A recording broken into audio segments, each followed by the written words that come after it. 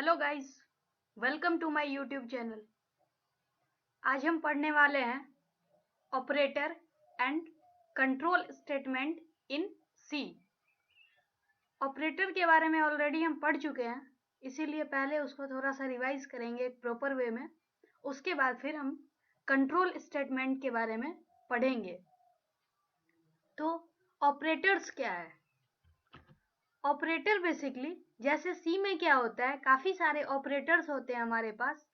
और ऑपरेटर का क्या काम होता है कि कोई भी मैथमेटिकल या लॉजिकल मैनिपुलेशन को करता है। तो सिंपली हम कह सकते हैं कि ऑपरेटर एक सिंबल होता है जो कंप्यूटेशन के काम आता है। ऑपरेटर्स की हेल्प से हम कंप्यूटेशन कर सकते हैं। जो सिंबल होता है उसको हम ऑपरेटर बोलते हैं, और कंप्यूटेशन के लिए जो भी डेटा की रिक्वायरमेंट होती है उसको हम ऑपरेंड बोलते हैं। जैसे a प्लस बी करना है अगर, तो उसमें प्लस साइन जो है वह ऑपरेटर है, और a प्लस बी में a एंड b जो है वह ऑपरेंड है। तो इस तरह से ऑपरेटर का यूज होता है सी में। अब यहाँ पर डिफरेंट टाइप का ऑपरेटर है, जैसे arithmetic operator, relational operator, logical operator, assignment operator, unary operator, conditional operator, bitwise operator. तो इसमें सबसे पहले अरिथमेटिक ऑपरेटर क्या है? अरिथमेटिक ऑपरेटर का काम होता है कि कोई भी अरिथमेटिक ऑपरेशन करवाने के लिए हम अरिथमेटिक ऑपरेटर का यूज करते हैं। जैसे plus, minus, multiplication, division, modulus division, जिसको हम रिमाइंडर ऑपरेटर बोलते हैं। तो ये सब अरिथमेटिक ऑपरेटर की कैटेगरी में आता है। रिलेशनल ऑपरेटर, रिलेशनल ऑपरेटर की हेल्प से हम कोई भी दो या दो से ज्यादा चीज का हम कंपेयर करते हैं। जैसे less than, greater than, less than equal to, greater than equal to, not equal to, ये सब रिलेशनल ऑपरेटर है। उसके बाद लॉजिकल ऑपरेटर होता है। तो लॉजिकल ऑपरेटर में क्या है कि कुछ लॉजिकल ऑपरेशन जैसे एंड और नॉट, ये सब लॉजिकल ऑपरेशन है। एंड में क्या होता है, जब दोनों ही स्टेटमेंट ट्रू होते हैं, मतलब दोनों ही कंडीशन अगर ट्रू होगा तो स्टेटमेंट का रिजल्ट भी ट्रू होगा। अगर दोनों ही कंडीशन फॉल्स होंगे तो फॉल्स होगा। अगर एक भी कंडीशन फॉल्स होगा तो भी फॉल्स होगा। तो ये एंड में के केस में है। और के केस में अगर कोई भी एक ट्रू होता है तो फाइनल रिजल्ट ट्रू होगा, और अगर दोनों फॉल्स हो तो सिर्फ उस केस में फॉल्स होता है। तो लॉजिकल ऑपरेटर एंड और नॉट। अब नेक्स्ट है असाइनमेंट ऑपरेटर, जो कि हम इक्वल टू यूज करते हैं। वो एक असाइनमेंट ऑपरेटर है। जैसे हम स्टेटमेंट लिखते हैं C equal to A plus B, तो क्या करेगा, a प्लस बी की जो वैल्यू होगी वो कैलकुलेट करने के बाद C में असाइन करेगा। तो यहाँ पर इक्वल टू जो है वह असाइनमेंट ऑपरेटर का काम करता है। अब नेक्स्ट है unary operator. Unary operator basically क्या है कि जिसमें सिंगल ऑपरेंड की जरूरत होती है। सिंगल ऑपरेंड की हेल्प से हम यूनरी ऑपरेटर का काम करते हैं। जैसे इंक्रीमेंट, डिक्रीमेंट, इंक्रीमेंट ऑपरेटर और डिक्रीमेंट ऑपरेटर, इसमें हमें सिंगल ऑपरेंड की जरूरत होती है। या फिर यूनरी माइनस, यूनरी प्लस, ये सब जिसमें भी सिंगल ऑपरेंड की जरूरत होगी वो सारा यूनरी ऑपरेटर है। अब है कंडीशनल ऑपरेटर। कंडीशनल ऑपरेटर में क्या है कि ये एक टर्नरी ऑपरेटर है, और इसमें 3 स्टेटमेंट होते हैं। अगर फर्स्ट स्टेटमेंट ट्रू होगा तो सेकंड आंसर होगा, अगर फर्स्ट स्टेटमेंट फॉल्स होगा तो थर्ड उसका आंसर होगा। अब नेक्स्ट है बिटवाइज ऑपरेटर। बिटवाइज ऑपरेटर में जनरली ये बिट लेवल पे काम करता है। कभी बिटवाइज शिफ्टिंग करनी हो या फिर बिटवाइज कोई लॉजिकल ऑपरेशन है, किसी भी तरह का ऑपरेशन है, तो वहां पर हम बिटवाइज ऑपरेटर का यूज करते हैं। जैसे अरिथमेटिक ऑपरेटर यहाँ पर है, Arithmetic operators are used for mathematical calculation. These operators are binary operators that work with integer, floating point number and every character. मतलब ये अरिथमेटिक ऑपरेटर है. ये क्या है? इसमें ये बाइनरी ऑपरेटर है जिसमें हमें 2 ऑपरेंड की जरूरत होती है. जैसे कोई दो वैल्यू सपोज 6 और 7 है, तभी हम इसको ऐड कर सकते हैं. तो यहाँ पे ये अरिथमेटिक ऑपरेटर है. जैसे इसको हम किस तरह से रिप्रेजेंट करते हैं, तो प्लस है एडिशन के लिए, सब्ट्रैक्शन है तो इस तरह से, जैसे मैथ में होता है मल्टीप्लिकेशन में क्रॉस की जगह यहाँ पर स्टार सिंबल होता है सी में, डिवीजन स्लैश और मॉड्यूल डिवीजन, इसको मॉड्यूलो डिवीजन या रिमाइंडर ऑपरेटर भी बोलते हैं. ये क्या करता है, परसेंटेज साइन से रिप्रेजेंट करते हैं और ये परसेंटेज साइन क्या होता है, रिमाइंडर फाइंड करता है. सपोज 15/6 अगर है तो 6 2 12 और जो 3 बचता है वो रिमाइंडर है. तो अगर हम 15 रिमाइंडर 6 लिखते हैं तो उसका रिजल्ट 3 देगा जो कि रिमाइंडर है. तो इस तरह से ये हमारा अरिथमेटिक ऑपरेटर है. अब नेक्स्ट है रिलेशनल ऑपरेटर. रिलेशनल ऑपरेटर में जैसे है रिलेशन फाइंड करने के लिए, रिलेशन चेक करने के लिए हम यूज करते हैं less than equal to, is greater than equal to not equal to.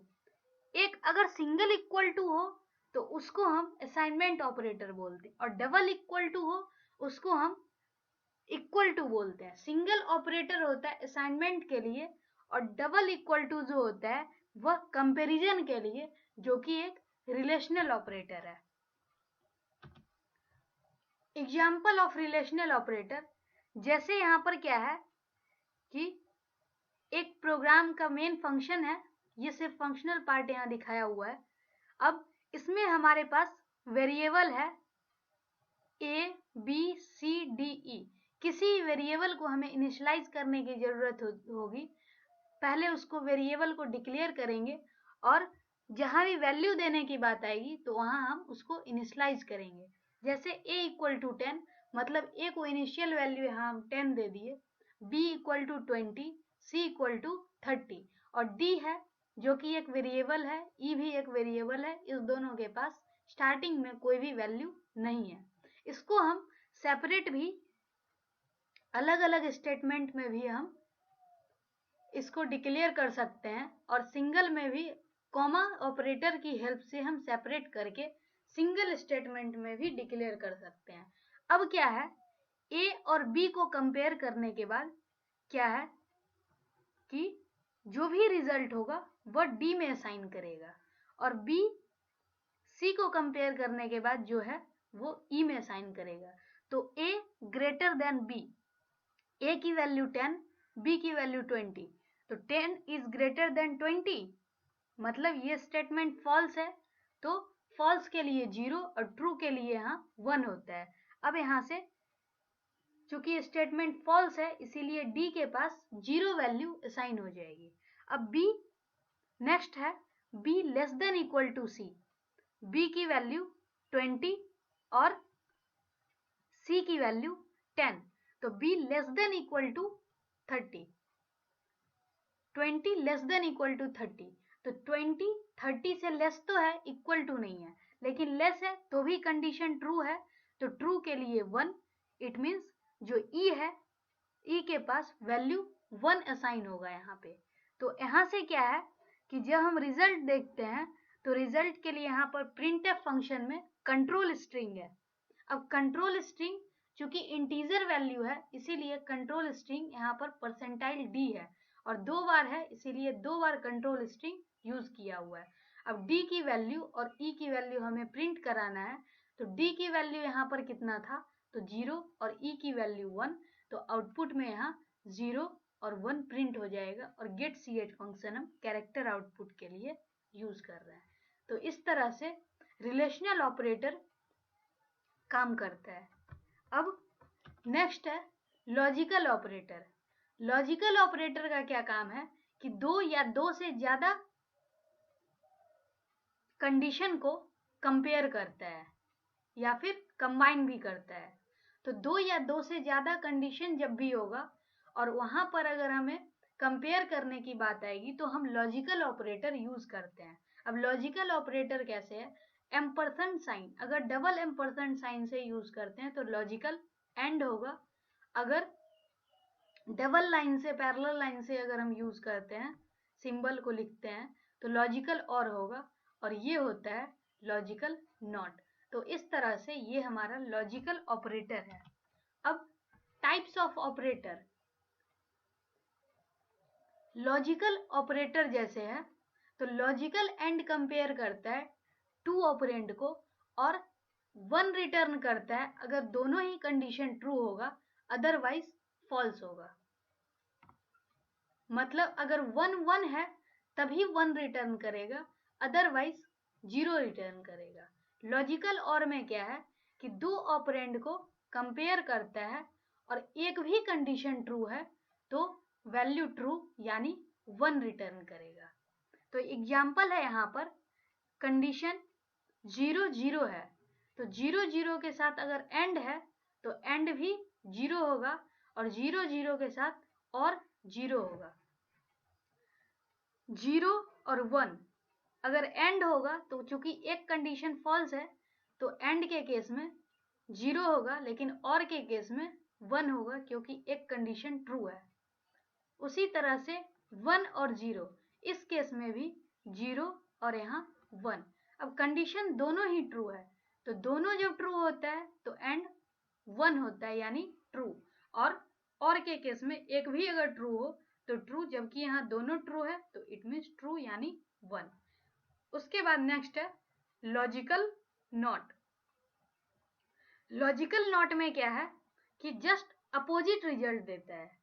अगर ट्रू है तो फॉल्स देगा और फॉल्स है तो ट्रू देगा, अपोजिट करके, क्योंकि नॉट लगा हुआ है लॉजिकल नॉट, तो इट मीन्स जो भी है उसका उल्टा देगा। अगर रिजल्ट ट्रू है तो फॉल्स, अगर कंडीशन फॉल्स है तो ट्रू। कंडीशन यहाँ पर एग्जाम्पल में कंडीशन 0 है तो नॉट अगर होगा तो 1, अगर 1 है तो 0। तो ये होता है लॉजिकल ऑपरेटर के डिफरेंट टाइप हैं, जिसको कि हम यहाँ पर एग्जाम्पल से अच्छी तरह समझ चुके हैं। अब असाइनमेंट ऑपरेटर, असाइनमेंट ऑपरेटर में क्या है, जैसे सपोज यहाँ वेरिएबल है a इक्वल टू 8, तो इसमें क्या है, a वेरिएबल है जिसकी वैल्यू कुछ भी हो सकता है। अब a को यहाँ पर इक्वल टू 8 कर दिया गया, मतलब ये 8 जो है ये एक्सप्रेशन है और a इक्वल टू 8, और ये जो इक्वल टू साइन है असाइनमेंट ऑपरेटर, मतलब a इक्वल टू 8 अगर हम लिखते हैं तो वैल्यू जो 8 है वो a में असाइन हो जाएगा। जहां भी a हम यूज करेंगे वहां पर a की जगह 8 यूज करेगा। तो ये होता है असाइनमेंट ऑपरेटर। अब यूनरी ऑपरेटर, यूनरी ऑपरेटर जैसे क्या है कि इंक्रीमेंट और डिक्रीमेंट ऑपरेटर इसके अंडर आता है। अगर वैल्यू 1 ऐड होती है, मतलब प्लस प्लस होता है, तो उसको हम इंक्रीमेंट ऑपरेटर बोलते हैं। अगर माइनस माइनस यानी वैल्यू एक डिक्रीज हो तो उसको हम डिक्रीमेंट ऑपरेटर बोलते हैं। तो यहाँ पे हमारे पास डिफरेंट टाइप का इंक्रीमेंट और डिक्रीमेंट ऑपरेटर दिया हुआ है। अब इसमें ऑपरेटर का दो टाइप होता है, एक तो प्री इंक्रीमेंट और दूसरा पोस्ट इंक्रीमेंट। उसी तरह से डिक्रीमेंट का भी दो टाइप होता है, प्री डिक्रीमेंट और पोस्ट डिक्रीमेंट। प्री में क्या है कि पहले वैल्यू को चेंज करेगा और उसके बाद फिर वैल्यू को यूज करेगा, लेकिन पोस्ट में क्या है, पहले ही यूज करेगा फिर उसके बाद नेक्स्ट इटरेशन में वो जा करके चेंज होता है।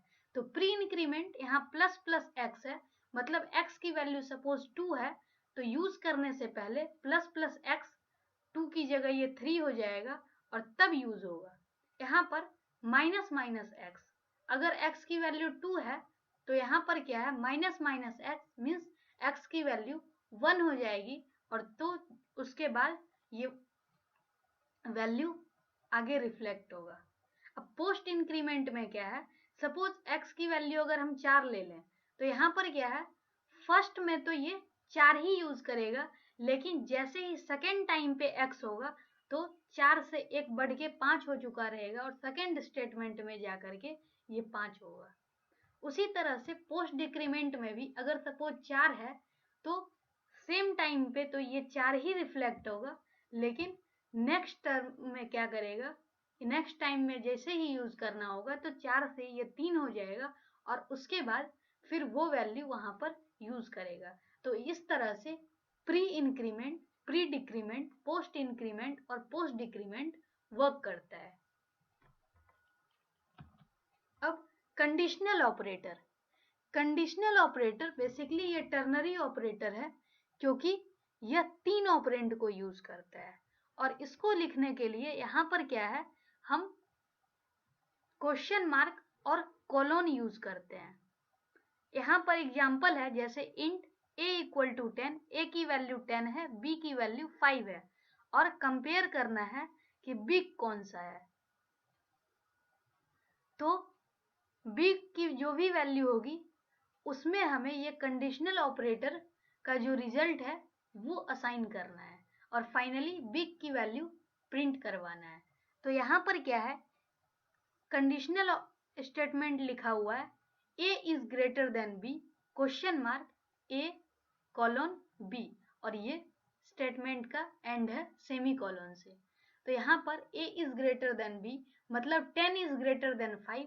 अगर कंडीशन यस है तो a प्रिंट करेगा, अगर कंडीशन नो है मतलब फॉल्स है तो b प्रिंट करेगा।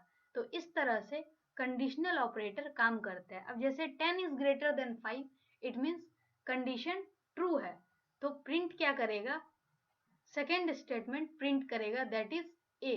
तो मतलब बिग में जो वैल्यू है वो a की, ये जो 10 है ये असाइन हो जाएगा बिग के पास और फाइनली प्रिंट है बिग इज 10। तो मतलब जो आउटपुट देगा वो 10 आउटपुट देगा, b की जो वैल्यू है वो 10 होगी।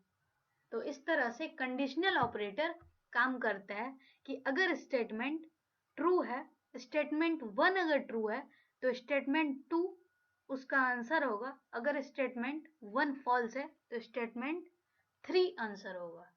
तो ये टर्नरी ऑपरेटर है। अब बिटवाइज ऑपरेटर, बिटवाइज ऑपरेटर भी ऑलमोस्ट बिट उसी तरह से वर्क करता है जैसे यहाँ पर एंड है। एंड के केस में क्या है कि इसको डिनोट करने के लिए हम सिंगल एम्परसेंड साइन यूज करते हैं, अदरवाइज लॉजिकली जो सिंपल एंड ऑपरेटर है उसी तरह से। एक्सॉर में क्या है कि अगर ऑड नंबर ऑफ 1 है मतलब अगर कोई एक कंडीशन ट्रू है तो उसका आंसर 1 होगा, अगर या तो दोनों ही कंडीशन फॉल्स हो या फिर दोनों कंडीशन ट्रू हो तब उसका आंसर 0 होगा। मतलब अगर दो स्टेटमेंट हमारे पास दिया हुआ है तो उसमें अगर एक सही होता है तो एक्सॉर का रिजल्ट 1 आता है। अब राइट शिफ्ट ऑपरेटर क्या है, इसी तरह से लेफ्ट शिफ्ट भी होता है और भी होता है। राइट शिफ्ट में क्या है, जितना बिट राइट शिफ्ट करवाना होगा तो लेफ्ट साइड से उतना 0 फिल कर देगा और उसके बाद राइट में शिफ्ट कर देगा। अगर लेफ्ट शिफ्ट करना है तो राइट साइड से लेफ्ट की तरफ शिफ्ट कर देगा और राइट साइड से 0 फिल कर देगा। तो इसीलिए right shift 0 field operator, right left shift 0 fill operator भी यहाँ पर हम इसको कह सकते हैं, क्योंकि जिस साइड से शिफ्ट करेगा उसके पहले या बाद में खाली जब रहेगा तो वहां पर 0 को फिल करेगा, इसीलिए हम इसको 0 फिल भी लास्ट में लिखते हैं। राइट शिफ्ट 0 फिल या फिर लेफ्ट शिफ्ट होगा तो लेफ्ट शिफ्ट 0 फिल। तो इस तरह से बिटवाइज ऑपरेटर काम करता है। बिटवाइज नाम इसलिए है क्योंकि यह ऑपरेटर बिट लेवल पे काम करता है, यानी सिंगल डिजिट पे काम करता है। अब इक्वलिटी ऑपरेटर एक है कि कंपेयर करने के लिए होता है। कंपेयर करने के लिए क्या होगा, या तो इक्वल टू होगा या फिर नॉट इक्वल टू होगा।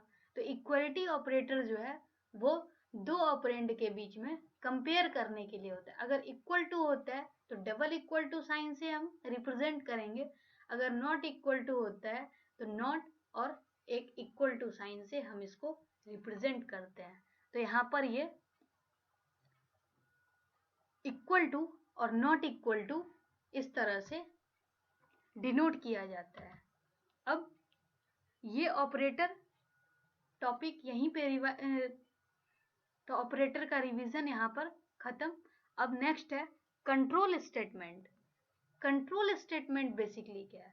सी में जो कंट्रोल स्टेटमेंट होता है वो क्या है? एक्चुअली जो प्रोग्राम है वो लेवल बाय लेवल फ्लो करता है। तो लेवल बाय लेवल जैसे ही फ्लो करेगा तो इसमें क्या है, हमें उसको फ्लो को कंट्रोल करने के लिए हमें कुछ लॉजिकल वहां पर स्टेटमेंट देना होता है, और यही जो स्टेटमेंट है इसको हम बोलते हैं कंट्रोल स्टेटमेंट।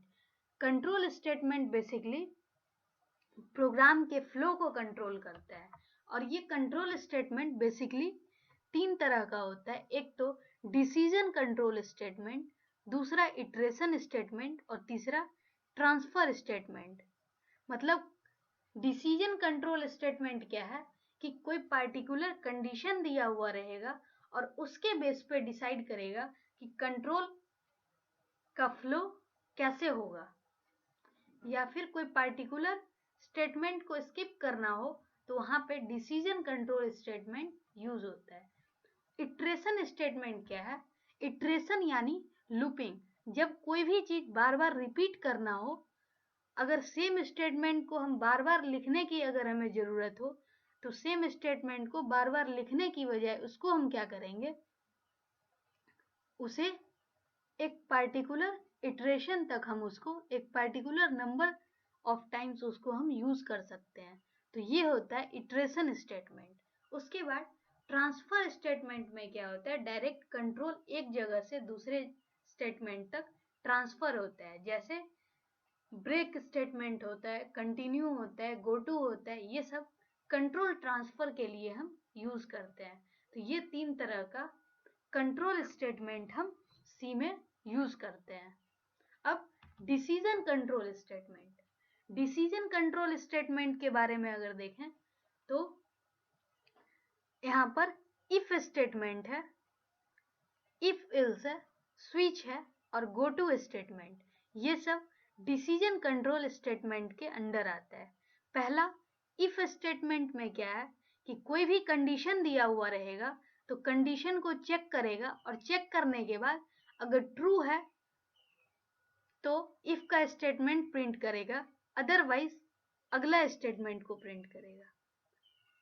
इफ इल्स में क्या है कि इफ में भी एक स्टेटमेंट दिया हुआ रहता है, मतलब एक कंडीशन दिया हुआ रहेगा, फिर इफ का स्टेटमेंट, देन इल्स और उसका स्टेटमेंट। अगर इफ का कंडीशन ट्रू होता है तो इफ के स्टेटमेंट को शो करेगा एज ए रिजल्ट, और अगर इफ का कंडीशन फॉल्स होगा तो इल्स पार्ट को एज अ आउटपुट शो करेगा। स्विच में क्या है? ये स्विच केस स्टेटमेंट यूज होता है। उसमें एक पार्टिकुलर केस बनाया जाता है और उस हिसाब से जो मैचिंग केस होगा उसका रिजल्ट हमें जनरेट करके देगा।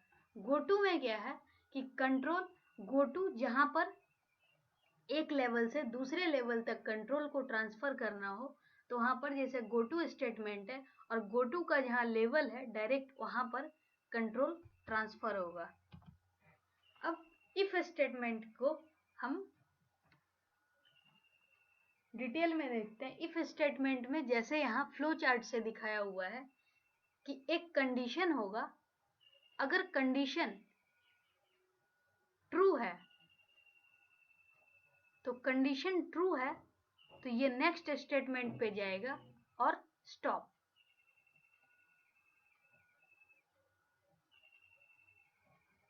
और मतलब अगर कंडीशन यहाँ पर फॉल्स है तो फॉल्स के केस में क्या होगा, एक कंडीशन अगर फॉल्स है तो ये डायरेक्ट फिर नेक्स्ट स्टेटमेंट पे जाएगा और स्टॉप हो जाएगा। और अगर कंडीशन ट्रू है तो ट्रू होने के बाद इफ का ब्लॉक, यानी इफ का जो स्टेटमेंट है उसको प्रिंट करेगा, उसके बाद नेक्स्ट स्टेटमेंट पे जाएगा और इस तरह से स्टॉप होगा। कहने का मतलब अगर इफ कंडीशन ट्रू है तो इफ के स्टेटमेंट को प्रिंट करेगा, और अगर इफ कंडीशन फॉल्स है तो इफ के ब्लॉक से बाहर आएगा और सीधा नेक्स्ट स्टेटमेंट से वर्क स्टार्ट होगा और फाइनली ये स्टॉप होगा। तो ये होता है if statement. Example of if statement देखते हैं। जैसे यहाँ पर फंक्शनल पार्ट है, मेन इंटीजर ए है।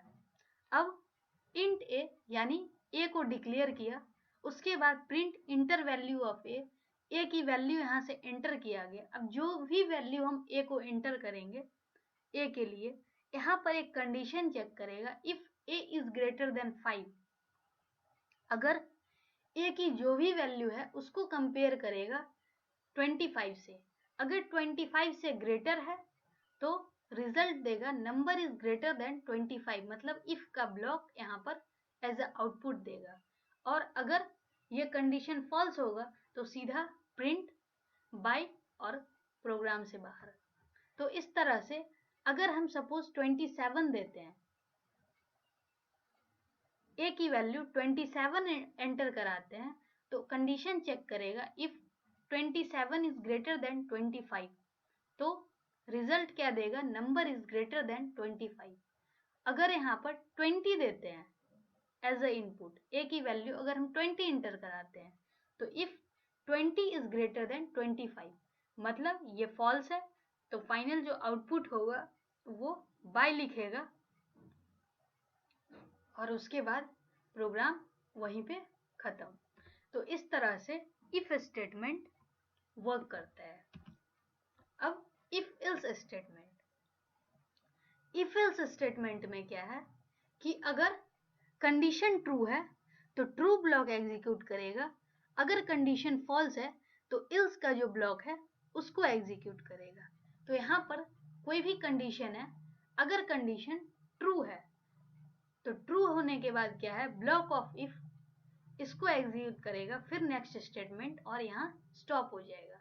लेकिन अगर यहीं पे कंडीशन फॉल्स हो जाता है तो फॉल्स होने के बाद क्या है, इल्स के ब्लॉक को, पहले में क्या था कि अगर कंडीशन फॉल्स होता है तो सीधा कोई मैसेज प्रिंट करा के और बाहर आते हैं, लेकिन इसमें क्या है कि इल्स का जो पार्ट में दिया हुआ है कि मतलब कंडीशन जब फॉल्स हो जाए तो क्या प्रिंट करना चाहिए, तो फॉल्स होने के बाद इल्स का ब्लॉक में जो भी स्टेटमेंट होगा उसको प्रिंट करेगा और तब नेक्स्ट स्टेटमेंट पे जाएगा और फाइनली ये प्रोग्राम यहाँ पर खत्म होगा।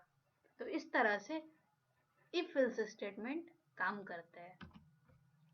इफ एल्स का एग्जाम्पल है, जैसे यहाँ पर क्या है कि हम चेक कर रहे हैं कि नंबर इवन है या ऑड है, तो ऑड और इवन चेक करने के लिए हम क्या कर सकते हैं, 2 से डिवाइड करेंगे और रिमाइंडर चेक करेंगे, मतलब रिमाइंडर पे हम कंडीशन लगाएंगे कि रिमाइंडर या तो 0 आना चाहिए या 1 आना चाहिए। अगर रिमाइंडर 0 आता है तो इवन होगा, अगर 0 के अलावा कुछ भी आता है तो ऑड होगा, यानी 1 आएगा तो ऑड होगा।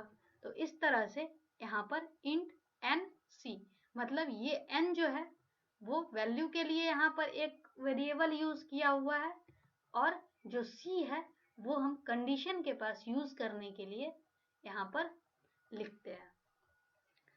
तो यहाँ से क्या करेगा, n की वैल्यू हम एंटर करेंगे, एक मैसेज प्रिंट करेगा एंटर वैल्यू ऑफ n, फिर हम n की वैल्यू देंगे। n की वैल्यू देने के बाद क्या करेगा, n को 2 से डिवाइड करेगा और जो भी रिमाइंडर होगा वो c में स्टोर कर देगा। c में स्टोर करने के बाद क्या है, अब यहाँ नेक्स्ट है if c double equal to 0, मतलब कंपेयर होगा कि c 0 के इक्वल है या नहीं। अगर 0 के इक्वल है कंडीशन यानी ट्रू होगा तो नंबर इज इवन, यानी इवन नंबर प्रिंट करेगा। अगर c की वैल्यू सपोज 1 आ जाए तो 1 0 के इक्वल नहीं है तो यहाँ पर नंबर इज ऑड। अब सपोज अगर हम n की वैल्यू 3 लेते हैं तो 3 डिवाइडेड बाई 2, तो c की वैल्यू 1 आएगी, तो 1 डबल इक्वल टू 0, 1 0 के इक्वल नहीं है, condition false, then number is odd, ये प्रिंट करेगा। अगर हम 4 लेते हैं तो यहाँ पर क्या होगा, 4 मॉडुलस 2, तो यहाँ पर C 0 आएगा। 0 डबल इक्वल टू 0, मतलब 0 0 के इक्वल है या नहीं, तो 0 ऑब्वियसली 0 के इक्वल है। It means if statement true है तो प्रिंटफ नंबर इज इवन, यानी नंबर इज इवन प्रिंट करेगा। तो इस तरह से इफ स्टेटमेंट यहाँ पर काम करता है। अब इफ इल्स इफ लैडर, इसका क्या मतलब है कि रेगुलर वे में इफ इल्स इफ इस तरह से होगा।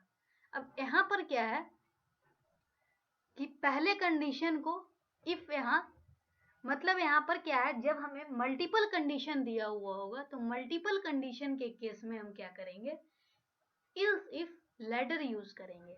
जैसे पहला कंडीशन चेक किया, पहला कंडीशन अगर ट्रू है तो स्टेटमेंट 1 को प्रिंट कर देगा इल्स के साथ इफ। फिर दूसरा कंडीशन चेक किया तो दूसरा कंडीशन अगर ट्रू होगा तो स्टेटमेंट 2 देगा। अगर दूसरा कंडीशन भी अगर यहाँ पर ट्रू नहीं हो तो फिर से क्या होगा, इल्स इफ तीसरा कंडीशन चेक करेगा, और तीसरा कंडीशन अगर ट्रू होता है तो स्टेटमेंट 3, अगर फिर भी फॉल्स होता है तो इल्स इफ टेस्ट कंडीशन 4, यानी फोर्थ कंडीशन को चेक करेगा, और फोर्थ कंडीशन अगर ट्रू है तो स्टेटमेंट 4, अगर फोर्थ भी फॉल्स होता है तो इल्स, और इल्स में जो भी लिखा रहेगा फाइनली उसको एग्जीक्यूट करेगा। तो इस तरह से मल्टीपल कंडीशन जब चेक करने की बात आती है तो वहां पर हम इल्स इफ लैडर यूज करते हैं। तो यहाँ पर इसी तरह से हम मल्टीपल कंडीशन चेक करा सकते हैं इफ इल्स इफ की हेल्प से। जैसे यहाँ पर क्या है, एग्जाम्पल दिया हुआ है, किसी भी नंबर को देखना है कि पॉजिटिव है, निगेटिव है, 0 है, कंपेयर करना है। अगर नंबर इक्वल टू 10, यहाँ पर स्टार्टिंग में ही दिया हुआ नंबर की वैल्यू 10, कंडीशन हम चेक करते हैं if number is greater then 0, ये फर्स्ट कंडीशन है। तो obviously number is greater then 0, यानी 10 इज ग्रेटर देन 0, तो यस, तो नंबर इज पॉजिटिव। यहाँ पर अगर यहीं पे नंबर कुछ और होता तो यहाँ पर क्या करता, सपोज ये ट्रू होगा यहाँ पर, तो ट्रू होगा तो नंबर इज पॉजिटिव। अगर ये कंडीशन ट्रू नहीं होता है तो नेक्स्ट चेक करेगा नंबर इज लेस देन 0। अगर ये लेस देन 0 नहीं होगा तो फिर नेक्स्ट में आएगा, और अगर ये सपोज लेस देन 0 है तो प्रिंट कर देगा नंबर इज नेगेटिव, यानी सेकंड कंडीशन सही होगा। और सेकंड भी अगर नहीं होगा तो मतलब ये नंबर पॉजिटिव भी नहीं है, नेगेटिव भी नहीं है, तो पॉजिटिव नेगेटिव जब कुछ भी नहीं है तो ऑब्वियसली 0 होगा। तो यहाँ पर इज प्रिंटफ नंबर इज 0, मतलब नंबर जो है वो 0 है। तो इस तरह से हम मल्टीपल कंडीशन यहाँ पर दे सकते हैं। तो इल्स इफ एल्स इफ जो लैडर है वो इस तरह से उसका हम यूज करते हैं। अब नेक्स्ट है, depending on the position of control statement in C, control structure में भी क्लासिफाइड एंट्री कंट्रोल लूप और एग्जिट कंट्रोल लूप। अब लूप क्या है, लूपिंग जनरली क्या है कि कोई भी स्टेटमेंट को अगर हमें बार बार रिपीट करना हो, एक ही ऑपरेशन अगर हमें बार बार रिपीट करना हो तो वहां पर हम क्या करते हैं, लूपिंग यूज करते हैं। लूपिंग में क्या है कि एक पार्टिकुलर स्टेटमेंट को, एक पार्टिकुलर ब्लॉक ऑफ स्टेटमेंट को हम क्या करेंगे, नंबर ऑफ टाइम्स हम यूज कर सकते हैं लूप की हेल्प से। और वह दो तरह का होता है, एंट्री कंट्रोल और एग्जिट कंट्रोल। एंट्री में क्या है कि कंडीशन एंट्री टाइम पे चेक होगी और एग्जिट में कंडीशन एग्जिट टाइम पे। तो ये लूप है बेसिकली दो तरह का होता है, एंट्री कंट्रोल और एग्जिट कंट्रोल। एंट्री कंट्रोल में क्या है कि पहले कंडीशन चेक होगा, कंडीशन अगर ट्रू है तो हम बॉडी ऑफ लूप में जाएंगे, और अगर कंडीशन, और यही चीज बार बार रिपीट होते रहेगा। अगर कंडीशन फॉल्स है तो हम लूप से डायरेक्ट बाहर आ जाएंगे। ये होता है एंट्री कंट्रोल लूप। अब सपोज यहाँ पर एग्जाम्पल से हम देखते हैं कि अगर जैसे सिनेमा हॉल में टिकट अगर हमारे पास रहे तो ही हम एंट्री हमारी होगी। जैसे यहाँ पर क्या है कि टिकट चेक करने के बाद अगर एंट्री हो गई तो हम वहाँ पर देख सकते हैं। अगर हमारे पास टिकट नहीं है तो हमारी एंट्री ही नहीं होगी। दूसरी तरफ exit control loop. Exit control loop में क्या है कि हम डायरेक्ट बॉडी ऑफ लूप में जाएंगे और उसके बाद लास्ट में कंडीशन चेक होगा। अगर कंडीशन ट्रू है तो हम बार बार उस ऑपरेशन को रिपीट कर सकते हैं। अगर कंडीशन फॉल्स है तो हम बाहर आ जाएंगे। तो यहाँ ये होता है एग्जिट कंट्रोल लूप। सपोज अगर हम किसी क्लास में एंटर करते हैं और उस क्लास के अगर नहीं है तो उसमें क्या होगा कि एंट्री तो हम पहले ही कर सकते हैं क्योंकि कंडीशन चेक नहीं हुई, और जब क्लास स्टार्ट हो जाए तो स्टार्ट होने के बाद क्या हो गया, अगर हम उस क्लास के नहीं है तो हमें वहां रहने की परमिशन नहीं होगी तो हम बाहर आ जाएंगे। इट मीन्स वहां पर क्या है कि हम पहले हमारी कंडीशन चेक नहीं हुई लेकिन बाद में कंडीशन चेक हुई, और अगर हम उसी सेम क्लास के होते तो वहां हम कंटिन्यू कर सकते थे। अगर सेम क्लास के नहीं हुए तो आउट हो गए, मतलब कि कंडीशन वो फॉल्स हो गया और हम दोबारा वहां पर एंटर नहीं कर सकते हैं। तो इस तरह से एग्जिट कंट्रोल लूप होता है। तो इसमें क्या है कि एंट्री कंट्रोल में अगर कंडीशन फॉल्स हो गया तो हम लूप के बाहर ही रहेंगे, एक बार भी इन नहीं, मतलब बॉडी ऑफ लूप में हमारा स्टेटमेंट एंटर नहीं करेगा। उसके बाद एग्जिट कंट्रोल लूप में क्या होता है कि कंडीशन ट्रू हो या फॉल्स उससे मतलब नहीं है, at least one time statement execute करेगा ही करेगा। तो यह बेसिक डिफरेंस होता है एंट्री और एग्जिट कंट्रोल लूप में। लूपिंग में क्या है, व्हाइल स्टेटमेंट तीन तरह का होता है लूप हमारे पास, फॉर व्हाइल और डू व्हाइल, जिसको डू स्टेटमेंट।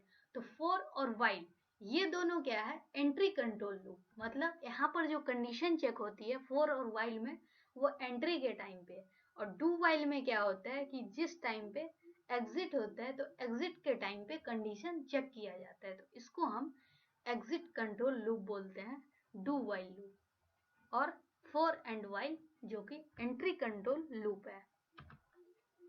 अब जैसे व्हाइल है, व्हाइल में कंडीशन चेक हुआ, अगर कंडीशन ट्रू है तो बॉडी ऑफ लूप में हम एंटर करेंगे, यानी ये एंट्री कंट्रोल लूप है। जैसे यहां पर क्या है कि सम को हम 0 से इनिशियलाइज कर दिए, कोई भी प्रोग्राम है जिसका ये मेन जो पार्ट है लूपिंग का वो दिया हुआ है। जैसे सम को 0 से हमने इनिशियलाइज कर दिया और ये स्टार्टिंग में नंबर है जो कि 1 है। अब इसको while int n less than equal to 10, मतलब ये कब तक चलेगा, जब तक कि ये 1 10 या 10 के इक्वल ना हो जाए, मतलब लेस देन 10 रहे या 10 के इक्वल हो तब तक ये चलेगा, उसके बाद ये लूप बंद हो जाएगा। तो यहाँ पर क्या है, इंट सम यानी शुरू में 0 और इंट n यानी 1, तो 0 + 1 1, ये 1 हो जाएगा। अब इंट n की वैल्यू 1 हो गई तो नेक्स्ट में 1 + 1 2, फिर ऐसे ही बार बार ये अपडेट होता जाएगा और फाइनल यहाँ पर प्रिंट करके देगा। और ये 10 ये कब तक +1 होते रहेगा, जब तक कि इंट n + 1 यानी 1 था तो 1 के बाद यहाँ पर ये 2 हो गया, फिर 2 पे वर्क कर लेगा, मतलब 2 + 1 ये 3 हो जाएगा यहाँ पर। फिर उसके बाद चूंकि इंट n 2 था तो 2 + 1 3, तो अब ये 3 से यहाँ चेक करेगा, 3 इज लेस देन 10।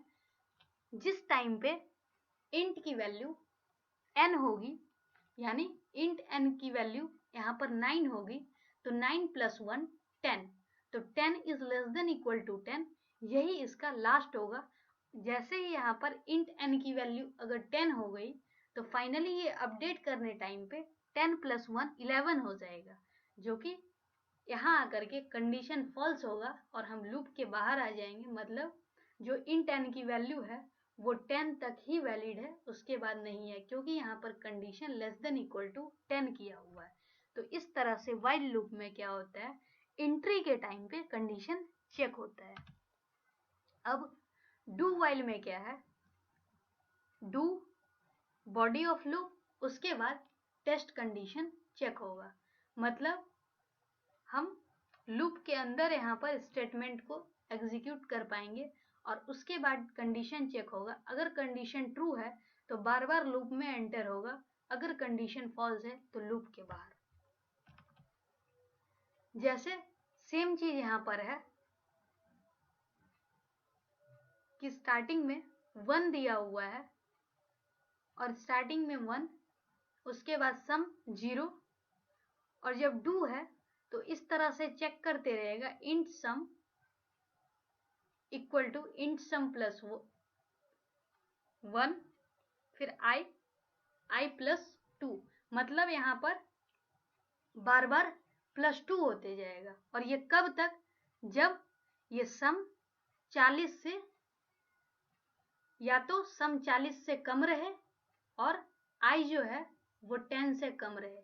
मतलब इस दोनों और बीच में और लगा हुआ है, इट मीन्स दोनों में से कोई भी एक स्टेटमेंट जब तक ट्रू होगा तब तक ये व्हाइल वर्क करेगा। अगर ये वर्क नहीं करेगा तो लूप से हम बाहर आ जाएंगे। तो इसलिए यहाँ पर ये पहले डू है, डू का स्टेटमेंट यहाँ पर चलता रहेगा और व्हाइल का अगर कंडीशन फॉल्स हो जाता है तो लूप के बाहर आ जाएंगे। फॉर लूप में क्या है, फॉर लूप का स्टेटमेंट है यहाँ पर इनिशियलाइजेशन, टेस्ट कंडीशन और इंक्रीमेंट और फिर बॉडी ऑफ लूप। फॉर में क्या होगा, फॉर लूप यहाँ लिखते हैं, उसके बाद इनिशियलाइज करेगा, यहाँ पर कुछ भी कंडीशन होगी और ये बार बार वैल्यू अपडेट होगा और ये बॉडी ऑफ फॉर लूप होता है। Initialization of control variable done using assignment statement. जैसे फर्स्ट पार्ट है फॉर लूप में इनिशियलाइजेशन, मतलब असाइनमेंट। अब सपोज अगर हम कोई भी स्टेटमेंट में i लेते हैं तो i इक्वल टू 1, मतलब i जो है वो 1, i की वैल्यू 1 से स्टार्ट करनी है। सेकेंड स्टेटमेंट में क्या है, टेस्ट कंडीशन। टेस्ट कंडीशन में क्या है कि कंडीशन को चेक करेगा। तो कंडीशन चेक करने के लिए जो स्टेटमेंट होगा उसको हम टेस्ट कंडीशन बोलते हैं। और अगर कंडीशन ट्रू है तो लूप एग्जीक्यूट करेगा, अदरवाइज टर्मिनेट होगा। और जैसे ही एक बार लूप एग्जीक्यूट होगा, सेकेंड टाइम पे क्या होगा, उसकी वैल्यू अपडेट होगी। तो अपडेट होगी तो अपडेट होने के लिए वहां पर इंक्रीमेंट या डिक्रीमेंट हम यूज करते हैं। तो जैसे यहाँ पर क्या है, सम 0 है स्टार्टिंग में और फॉर लूप में इंट n, यानी n को, इंट n एक वेरिएबल है, n को हम 1 से इनिशियलाइज किए और ये इंट n कब तक चलेगा, जब तक value less than equal to 10 हो और ये इंट n बार बार 1 से इंक्रीमेंट होता जाएगा। तो जैसे स्टार्टिंग में 0 है तो सम 0 और ये 1, तो 0 + 1 ये 1 हो गया। अब नेक्स्ट में क्या है, 1, यानी ये एग्जीक्यूट कर जाएगा तो यहाँ पर इंट सम 1 प्रिंट करेगा। अब 1 प्रिंट करने के बाद फिर ये सेकेंड में क्या है कि जो 1 है वो 2 हो जाएगा। 2 होने के बाद अब ये कंडीशन को चेक करेगा, 2 is less than equal to 10। अगर 2 लेस देन इक्वल टू 10 मतलब ये सही है, तो इस स्टेटमेंट को 1 + 2 यानी 3। तो इस तरह से ये बार बार चेंज करते रहेगा वैल्यू और अपडेट करते रहेगा 1 से। और ये कब तक करेगा, जब तक कि इंट n की वैल्यू 10 रहेगी। जैसे ही 10 से 11 होगा तो कंडीशन फॉल्स हो जाएगा, 11 is less than equal to 10, जो कि कंडीशन फॉल्स है, तो लूप के बाहर आ जाएंगे। तो इस तरह से फॉर लूप वर्क करता है। जैसे ये है इनिशियलाइजेशन का स्टेटमेंट, उसके बाद ये कंडीशन चेक करेगा और कंडीशन जब ट्रू है तो एग्जीक्यूट करेगा और एग्जीक्यूट करने के बाद 1 से इंक्रीमेंट कर देगा और वापस से ये रिपीट होते रहेगा ये ऑपरेशन। तो इस तरह से फॉर लूप वर्क करता है और ये भी एक एंट्री कंट्रोल लूप है क्योंकि यहाँ पर कंडीशन जो है वो पहले चेक हो रहा है।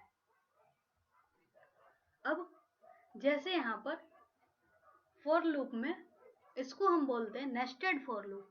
जैसे यहाँ क्या है कि एक फॉर लूप के अंदर ये दूसरा फॉर लूप है, मतलब ये जैसे ही ये कंडीशन अगर ट्रू होता है, यहाँ पे अगर कंडीशन ट्रू होगा तो हम फिर इस लूप को स्टार्ट करेंगे।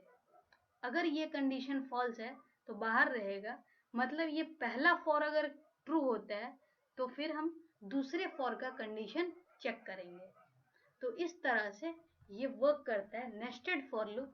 फॉर लूप को हम एक फॉर लूप को दूसरे फॉर लूप के अंदर भी लिखते हैं और जिसको हम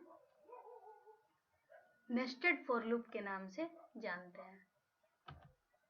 अब jumping out of loop, jumping out of loop, इसमें क्या हम कहने का मतलब है, जंपिंग के लिए हम दो तरह के स्टेटमेंट को यूज करते हैं। एक तो यहाँ पर है लूप में जंपिंग के लिए यूज करेंगे ब्रेक स्टेटमेंट और कंटिन्यू स्टेटमेंट, ये दो तरह का होता है।